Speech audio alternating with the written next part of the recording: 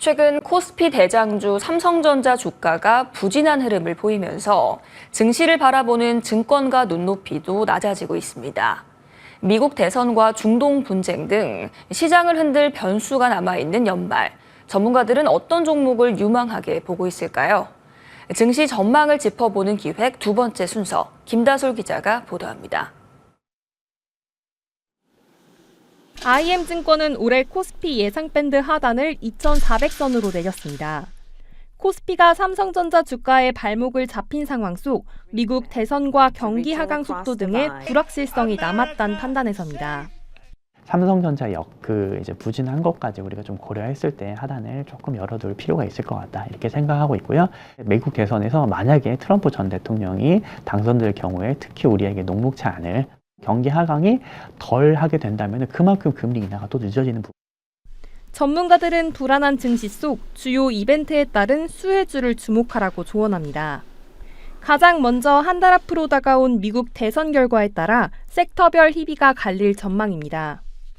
증권가에선 트럼프 전 대통령이 당선되면 방산과 보안주가, 해리스 부통령이 대통령이 될 경우 2차 전지와 신재생 에너지 섹터가 수혜를 볼 것으로 예상하고 있습니다.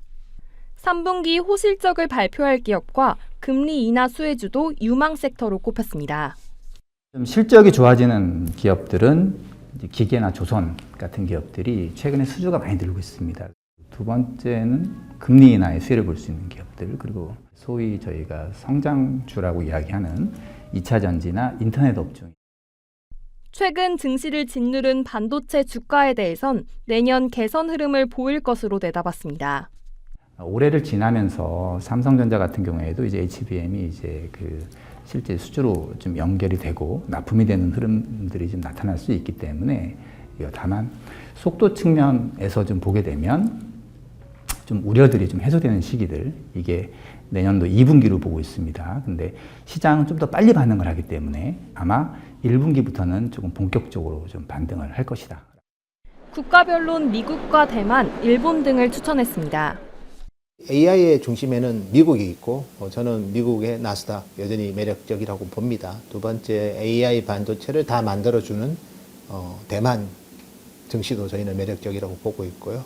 마지막으로 이제 관련된 소부장을 만드는 일본 증시도 저희는 매력적이라고 보고 있습니다. 그래서 AI 거품론에 대해선 빅사이클이 유효하다며 지금까지 주목받은 반도체 외 AI 소프트웨어 기업들의 활약이 기대된다는 의견이 나왔습니다.